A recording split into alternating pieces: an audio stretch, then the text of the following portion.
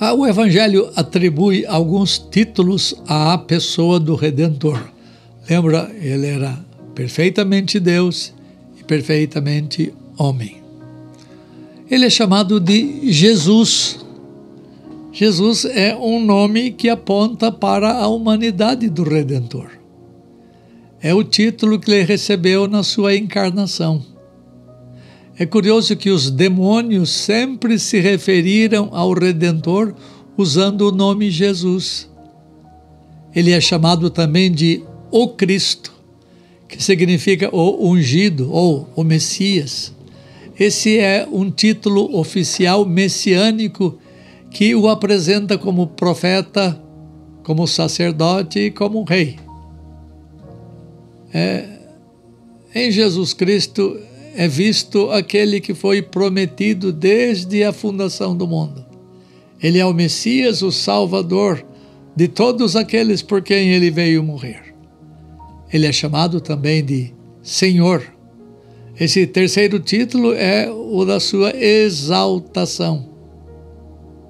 Esta palavra Senhor, que é Kyrios, nos lembra que ele é vitorioso sobre a morte e sobre a sepultura e que ele é o exaltado, o honrado, temido, obedecido e servido.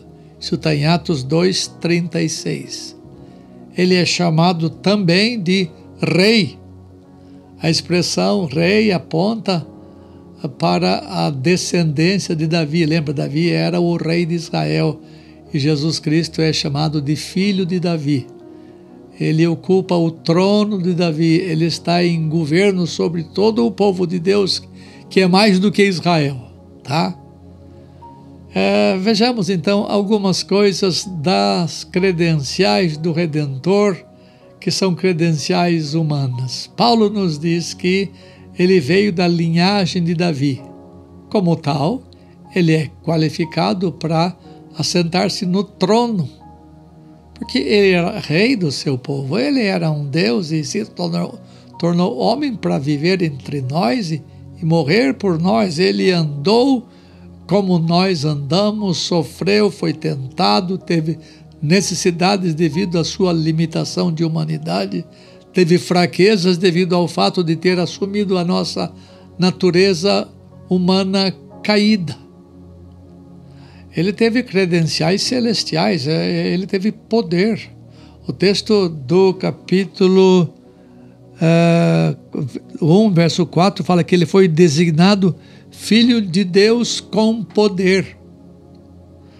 Ele teve santidade inalterável, a santidade que é própria da divindade.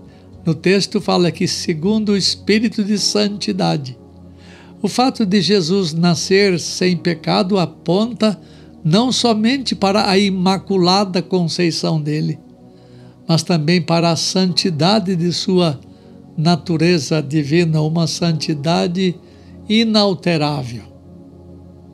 Ele sempre foi objeto da ação do Espírito santificador que estava sobre ele. Sua ressurreição. O texto fala pela ressurreição dos mortos.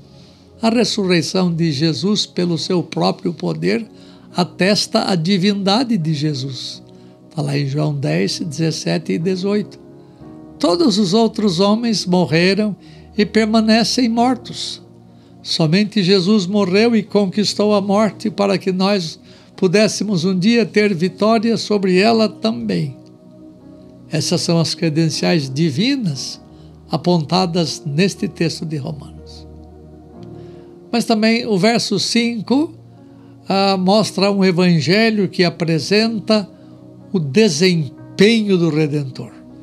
O verso 5 de Romanos 1 diz: por intermédio de quem viemos a receber graça e apostolado por amor do seu nome, para obediência por fé entre todos os gentios. Tá?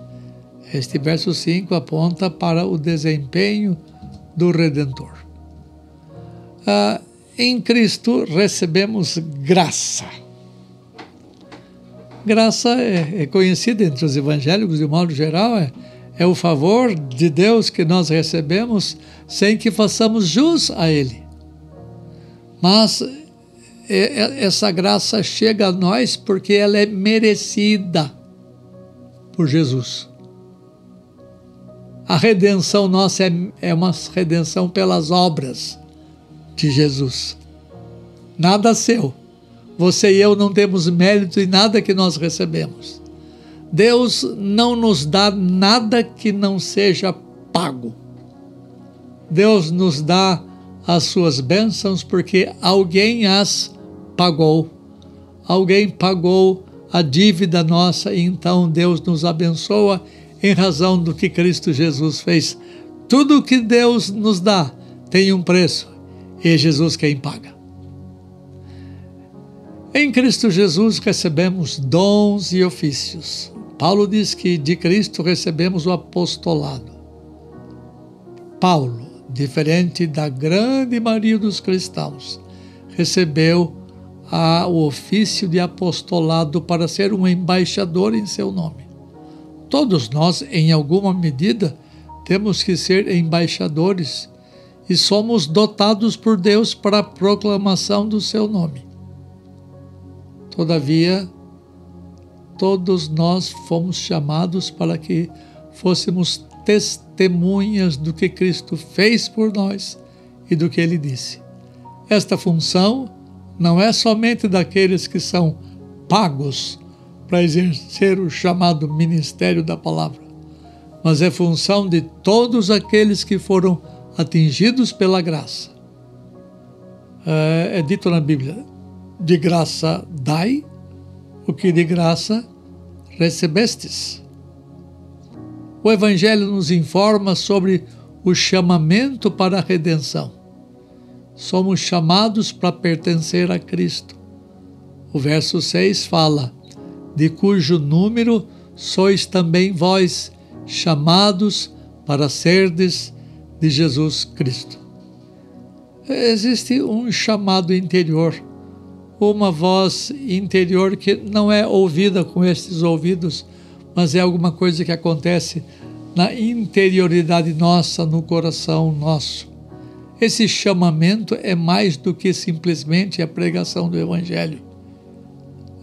Ele diz respeito a uma vocação eficaz, um chamamento interior feito pelo Espírito Santo para que nós façamos parte da família de Deus para pertencermos a Cristo Jesus. Ele também em teologia é chamado de novo nascimento. No entanto, em seu estado natural de morte espiritual, o homem não tem condições de ouvir o chamamento do Espírito acompanhado do chamamento da palavra. Você pode ouvir a pregação da palavra, mas a pregação da palavra em si mesma não tem poder de transformar você. É necessário que o chamamento da pregação da palavra venha acompanhada de uma ação do Espírito Santo. É necessário que o homem seja gerado de novo pelo Espírito Santo para poder ouvir a chamada divina contida na pregação da palavra. O homem morto tem que ser vivificado primeiro para poder ter ouvidos espirituais, para poder crer em Cristo Jesus. Tá? E todos aqueles que ouvem a pregação da palavra podem ser chamados interiormente, mas não necessariamente. Por isso, quando pregamos o Evangelho, quando testificamos de Cristo Jesus, nós temos que pedir a Deus que Deus chame essa pessoa através do seu Espírito, de modo que ela venha a ser uma pessoa nascida de novo.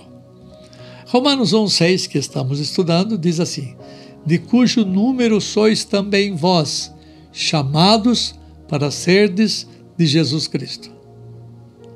Não foram chamadas para pertencerem a Jesus Cristo todas as pessoas que há no mundo. Deus tem um número definido que receberá esse chamamento. Portanto, essa vocação é designada para algumas pessoas em razão do amor salvador de Deus por elas. Em Roma havia uma porção de chamados dentro de um número muito grande de romanos que nunca foram chamados. Há muitas informações na Bíblia a respeito do chamado com conotação salvadora. Somos chamados para a salvação, está em Gálatas 1, 15 e 16. Somos chamados para ser filhos de Deus, está em 1 João 3, 1 e 2. Somos chamados para alcançar a glória de Jesus, está lá em 2 Tessalonicenses 2, 13 e 14. Somos chamados para a vida eterna, está lá em 1 Timóteo 6, 14. Somos chamados com vocação santa, 2 Timóteo 9. Somos chamados das trevas para a luz, 1 Pedro 2, 9. Somos chamados para a eterna glória, 1 Pedro 5, 10. Há muitas informações sobre o chamamento. E nós precisamos conhecer essas coisas e estudarmos cada uma delas. Somos chamados para o sofrimento, essa você não esperava, mas somos. 1 Pedro 2, 18 a 21. Somos chamados para viver dignamente, Efésios 4, 1 a 4. Somos chamados para ter uma vida exemplar, está em 1 Pedro 2, 8 e 9. Somos chamados para produzir virtudes, 2 Pedro 1, 3, 11. Somos chamados para a santidade. No verso 7 fala assim: a todos os amados de Deus que estáis em Roma, chamados para serdes santos, graça a vós outros e paz. Os cristãos de Roma haviam sido chamados interiormente por Deus para viver em vida santa. Não é que eles foram chamados por serem crentes, eles se tornaram crentes por terem sido chamados por Deus. Lembra, Deus os amou e Deus os chamou. E quando Deus os chamou, regenerando-os também, Deus fez com que eles fossem habilitados a crer.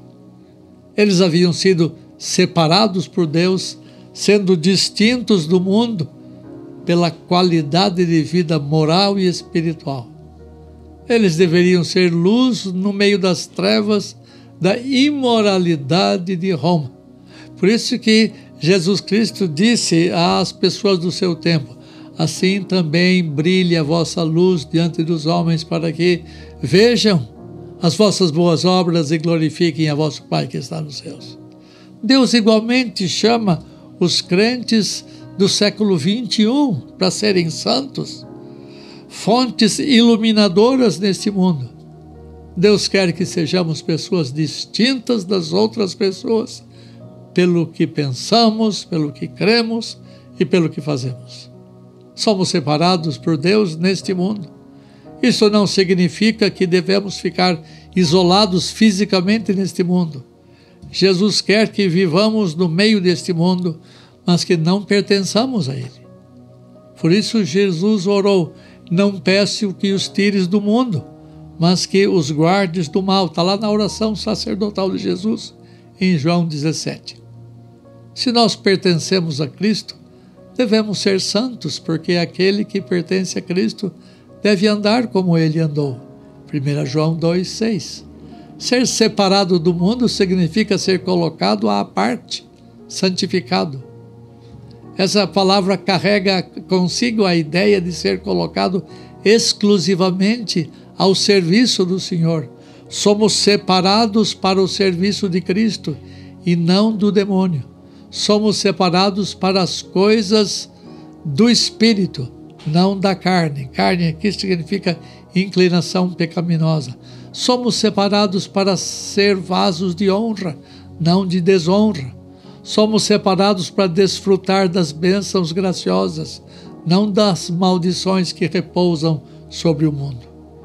Isto é o que se espera de todos os que pertencem a Cristo, que sejam santos. O Evangelho nos chama de amados de Deus. Está lá no começo do verso 7.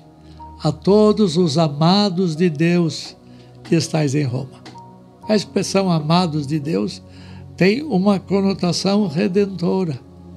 Significa aqueles que foram objetos salvíficos do amor salvador de Deus. Somente aqueles que pertencem a Jesus Cristo é que são os amados de Deus. Esse é o amor gracioso de Deus que leva Deus a remir pecadores que são ofensores de Deus. Há um amor de Deus como criatura, ou como Criador, perdão, é por todas as suas criaturas. Mas não é deste amor que o texto fala. Aqui Paulo está falando daqueles que fazem parte da família dele, daqueles que pertencem a Jesus Cristo. O Evangelho nos saúda com paz e a graça de Deus. Olha que o verso 7 ainda nos diz: a todos os amados de Deus que estáis em Roma, chamados para ser santos, graça a vós outros e paz da parte de Deus, nosso Pai, e do Senhor Jesus Cristo.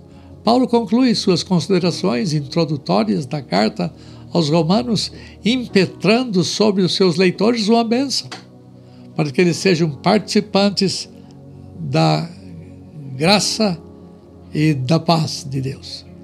Como a Escritura mostra em outras saudações, Paulo toma uma saudação grega, graça, que é charis, e uma saudação hebraica, que é paz, que vem de shalom, ou eirene em grego, e as torna uma saudação cristã, com uma conotação ainda mais profunda. Então nós queremos que vocês que nos ouvem neste dia, que vocês tenham a graça de Deus e a paz de Deus. E Deus conforte vocês e faça vocês entenderem que vocês precisam ser chamados de Deus. E eu rogo a Deus que Deus chame você das trevas para a luz. Chame você das várias coisas que já dissemos e coloque vocês na esfera daqueles que são remidos em Cristo Jesus. Deus os abençoe. Até mais.